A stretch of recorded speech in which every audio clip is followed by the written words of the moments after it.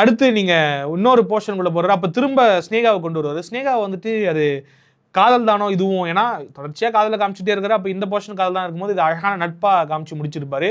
ஆக்சுவலாக வந்துட்டு இவர் ரொம்ப ஹார்டான ஒரு பேஸுக்குள்ளே போயிருப்பார். என்னன்னாக்கா சேரன் வந்துட்டு அந்த 2வது காதல் முடிவுங்கிறது ரொம்ப தாக்கத்தை ஏற்படுத்தியிருக்கும்.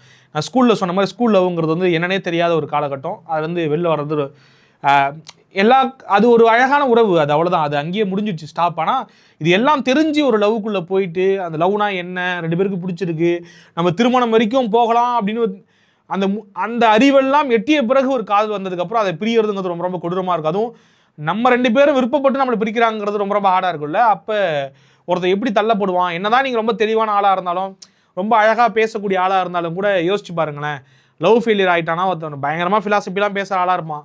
ஒரு பொண்ணு அவனை விட்டுட்டு போயிடுச்சுன்னா வந்து தம் அடிக்க ஆரம்பிச்சிருவான், சரக்கு அடிக்க ஆரம்பிச்சிருவான், விழுந்து புரள ஆரம்பிச்சிருவான். அந்த மாதிரி சேரன் கேரக்டர் அப்படி தான், விழுந்து புரள ஆரம்பிச்சிருவான். அந்த விழுந்து பொருள் ஆரம்பம் அந்த ஹீலிங் ப்ராசஸ்க்குள்ள தான் அந்த தோழி வராங்க, அந்த ஸ்னேகா வராங்க. அப்போ அதுக்குமே கூட ஒரு பொண்ணு தேவைப்படுறாங்க பாருங்க. அந்த அழகாக வந்துட்டு அந்த ஹீலிங், அதாவது அவன் காயப்பட்ட அந்த மனசை வந்துட்டு மீட்டு கொண்டு வர்றதுக்கு வந்துட்டு அங்கே ஸ்னேகா தேவைப்பட்டாங்க. அதை திருப்பி காதலாக முடிக்காமல் அது நட்பாகவே முடிச்சதுங்கிறது ரொம்ப அழகாக இருக்கும். அங்கே ஒரு தடுமாற்றம் இருக்கும் சேரனுக்கு, அதையும் கூட அழகாக சொல்லி முடிச்சிருப்பாரு. இது காதல் இல்லை, அதாவது நட்பு தான்.